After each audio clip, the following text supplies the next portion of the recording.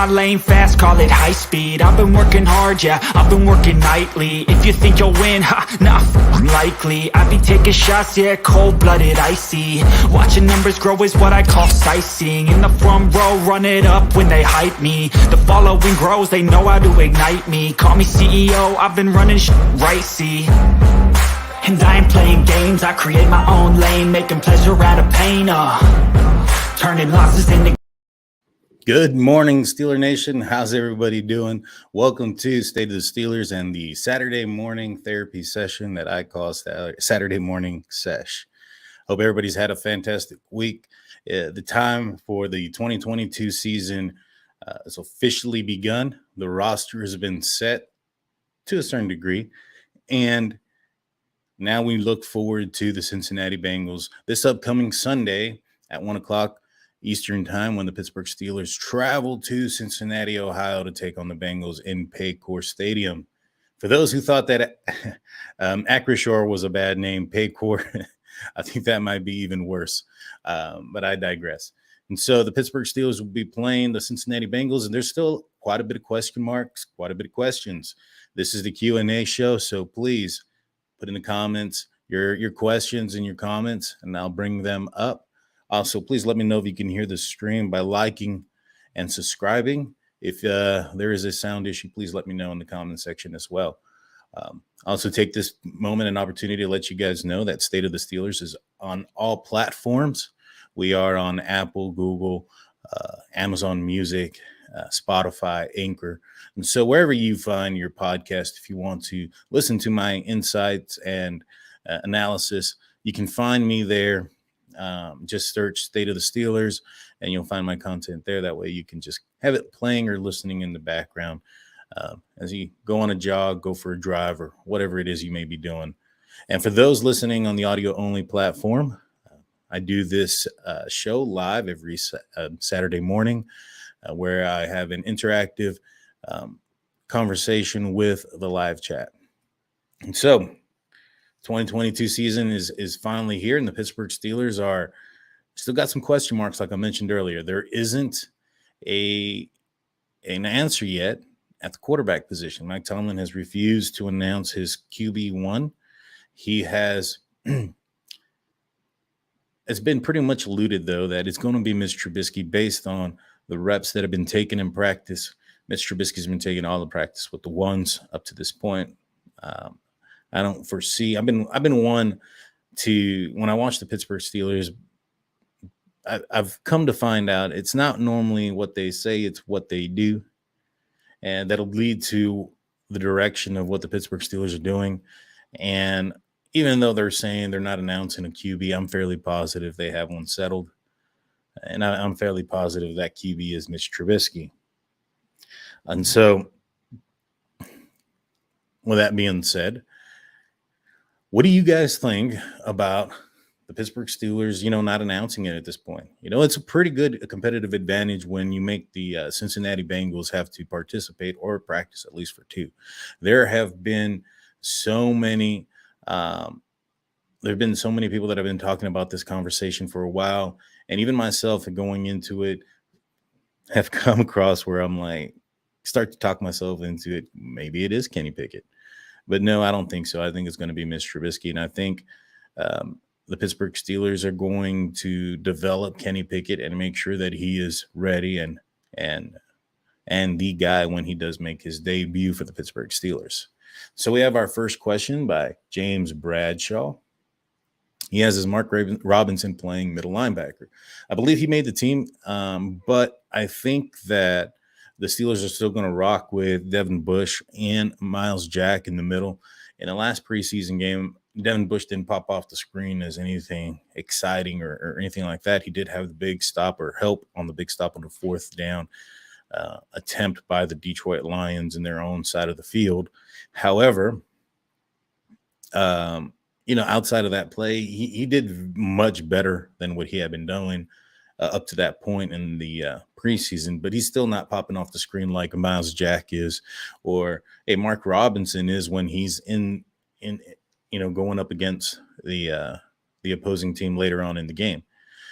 I do anticipate seeing Mark Robinson probably play a lot of special teams. I don't foresee him getting in too many snaps at the defense in the middle linebacker position early. I think that Miles Jack is going to be the guy that's going to be in the majority of the plays, and I think there's still going to be a rotation between Devin Bush and Robert Spillane, just based off of experience and resume and what those guys have done in stadium games.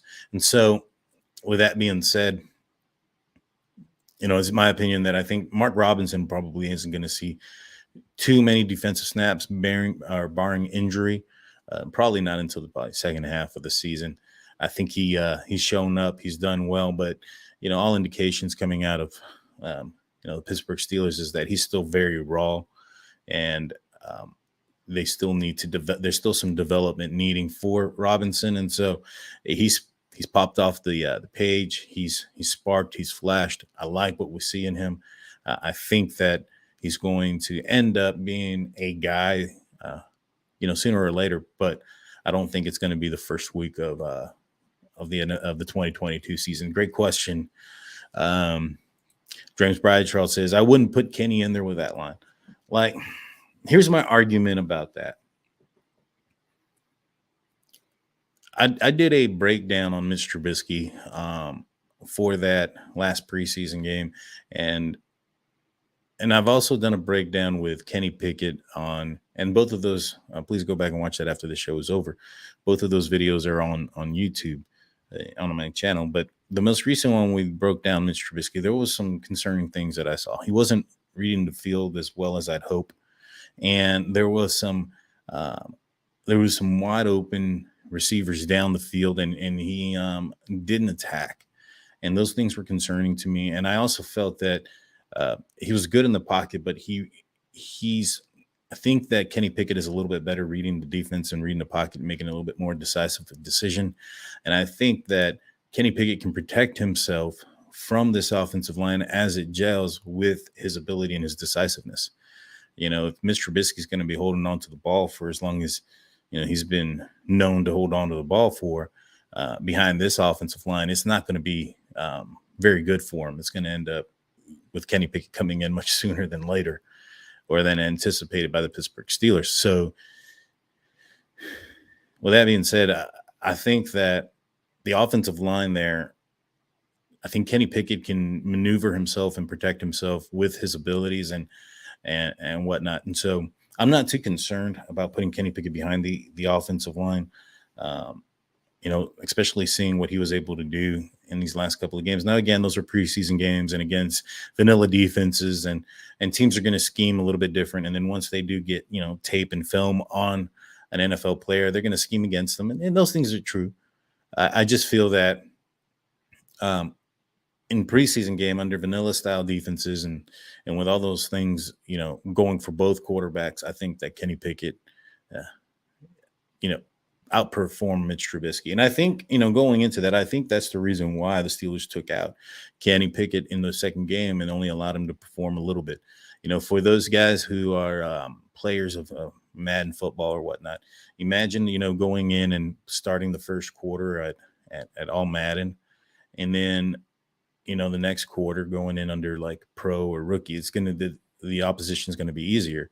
And so in that game, Mitch Trubisky struggled, and Kenny Pickett came in and showed up. Had he come back in the second part of that game against the second strings, he was going to show up even more. And so I think that was going to put a huge unwanted pressure and questions towards Mr. Trubisky and at the battle for QB1. In my opinion, and this is just my opinion, but I think that's the reason why they limited his plays, because I felt that they were protecting more Mr. Trubisky versus wanting to see Kenny Pickett in that setting. And so they saw what they wanted out of varsity level, and so they pulled him out, and they allowed Mason Rudolph to showcase his skills. Now, there's a question that I've been having for a lot of folks out there, other content creators, and to myself, is if the Pittsburgh Steelers intend to have Kenny Pickett start for the Pittsburgh Steelers next season in 2023, who's going to be their backup? I think Mitch Trubisky is going to want to get out of here. He's going to want to go find a place where he can start. If Mason Rudolph isn't finding a place where he can start, which, this is going to be a draft going into the 2023 season that is expected to have a lot of high quality quarterbacks coming out of it. Mason Rudolph may be in a situation where he ends up staying on the Pittsburgh Steelers as a long-term backup. And Mitch Trubisky goes and tries to find himself another potential starting gig. Just something that I'm thinking about. James Bradshaw asked, am I concerned about the TJ and Harris injuries? I am. Those are very serious injuries to very key players. When you talk about the outside linebacker position, the Pittsburgh Steelers recently, picked up in trade with the Denver Broncos and Malik Reed, which I think that was extremely needed. The outside linebacker depth position was a huge concern throughout this entire offseason, and one that I've been harping about, stating that, last season, Taco Carlton and Derek Tuska individually played 24 to 28% of the defensive snaps while they were available. That's a large amount of defensive snaps. And then when you have Alex Highsmith also who hasn't played a down in the preseason, you have TJ Watt, who's suffered a knee injury where, if you go look in that play and then, it's not a illegal hit, but that doesn't mean it's a good hit, in my opinion. It's, that's a play that, in my opinion, needs to be out of the NFL, and that's the cut block. It ruins careers. It's devastating. It can be a devastating injury if suffered from that style of block. And so it's one of those things that I think that the NFL is going to look at this offseason, just because of a lot of the attention that's coming to the block. So I wouldn't anticipate this being a block that's going to be available past this season, but we have to deal with it this year. And TJ Watt, leaving out for a little bit of time, and Mike Tomlin not being the most upfront worthy when it comes to the injuries. I mean, he said that Najee Harris, like you mentioned, was just I think he mentioned he was just stepped on, or the reports where he just was stepped on, and he came back that he had a sprained Liz Frank. And so it's one of those things where we'll have to find out on, I believe it's Tuesday, where Mike Tomlin does his press conference and has to give a detailed report on the injuries, how severe these injuries are. Because the other injured player that nobody's, has kind of looked under as well was Deontay Johnson's shoulder injury. That one's huge. We're going to go into Cincinnati, and this is a team that has a dynamic offense that can put up points.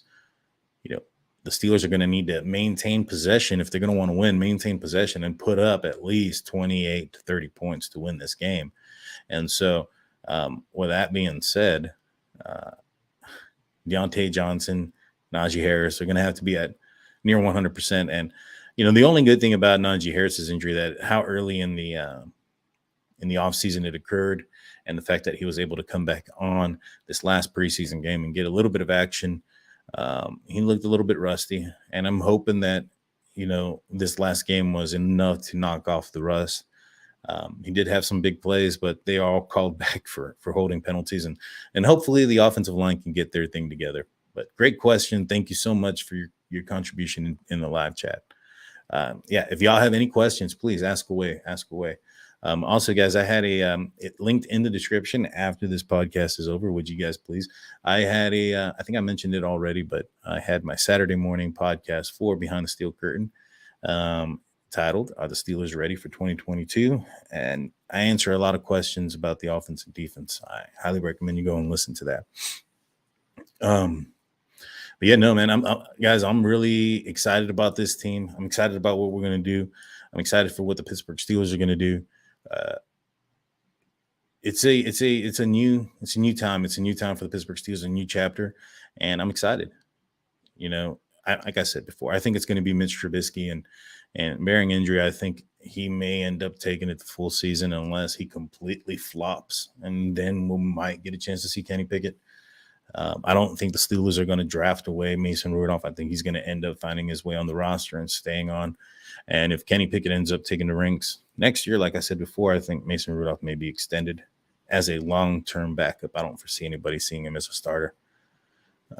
Malik Reed is a good player. One thing, I broke down some tape on him, and I would recommend and highly would ask you guys to go watch that after the show's over as well. But basically, what I see in him is a guy that can come off the bench and can do what the Pittsburgh Steelers have been wanting out of Melvin Ingram, Jannard Avery, without the attitude, without the I need to be starting over Highsmith type of debate or narrative. He's a guy that is okay coming off the bench and a guy that can be a filler in case of injury or fatigue. TJ Watt comes out a lot during the game because he works at a high rate and a high level. And so because of that, there needs to be somebody coming in. And I really do like this Malik Reed. He learned behind Von Miller, behind Chubb there with the Denver Broncos. And so I think this is a guy, he's a undrafted rookie for back in, I think it was like 2019. And so, he's got a story. He's climbed up. So he's the kind of guy that Mike Tomlin likes. I'm excited about him. I'm really, really, truly am. And I believe also, guys, the debate is over between who's going to be wearing number 65, whether it's going to be Dan Moore or Larry Ogunjobi. And the winner of that debate or that that battle, so to speak, is Dan Moore. He will continue to wear 65. I believe it was reported that Larry Ogunjobi is going to be wearing number 99 now that Harry Mondeau has moved on from the Pittsburgh Steelers, which was unfortunate. I got to meet him during training camp in Latrobe. Huge guy. The guy was like about a foot taller than me or something like that. And I don't think I'm that short. I mean, then again, he was in full pads and helmet and stuff like that. I'm about 5'11" or so. And so he's much taller than me. And then when the cleats on and also the angle of the hill where I was talking to him, the guy was like talking to Bigfoot, big dude. Cool guy though. Got an autograph from him. I thought he's played well. He's been a solid player for the Pittsburgh Steelers. Very versatile all over the defensive line. He's even played some fullback here and there. Guy that I was expecting to get cut, but was hoping that he'd find his way on the practice squad, so to speak, because I think he also is he's a veteran on the team, and there's a need for veterans and people that are good people and those that can encourage other players. Steeler fan says she can't wait. Mason. She thinks she's a big. That's my wife for everybody wondering. She's a huge Mason Rudolph fan. She thinks that Mason Rudolph should have gotten the opportunity to be QB1. And, early on in the offseason, I wasn't against that. I thought that Mason Rudolph deserved the opportunity to be QB1. But as this preseason progressed and as players put on tape on film and got into the stadium, I'm really liking what Kenny Pickett has brought. I think he is a guy. I really do. When I watch him, there are just certain things about what he does that are surprising at his age, like the decisiveness, the knowing where to go with the ball when there's a blitz coming from one direction, like how he hit Pat Freiermuth, and then even with pressure in his face while being hit, able to throw a strike. I mean, those are things that you look for. Those are the intangibles that Mike Tomlin was talking about. When he goes out there and he's able to put a drive and win the game or put up points in the second half and with about a minute left on the clock, those are high pressured clutch moments where you need a quarterback that's going to not change, a Ben Roethlisberger style QB. And, those were one of the things that kept Ben in the game. If you go back to last year, that was like the last attribute that he had, was that he was extremely clutch in the fourth quarter, and you can't take that away from Big Ben. And even last year, where his mobility was an issue, his arm strength may have been in the decline, he still was able to be clutch. And when it counted the most, he pulled out 9 victories, 7 of them of which were by close, under a touchdown, I believe, or one score away games that they were victorious in. So, if Kenny Pickett has that ability and can showcase that ability at this early age, I think we may have found a guy. I'm super excited. But with that being said, guys, I'm going to go ahead and end this here pretty soon. Please like and subscribe. We're up to 557 subscribers. We're trying to reach 1,000. I can't thank you guys enough to put me up to this and put State of the Steelers up to this level. But we're trying to get to 1,000. So please keep on subscribing. Please follow us on Apple, Google, anywhere you find your podcast. And with that being said, guys, I'm Daniel J. This is State of the Steelers.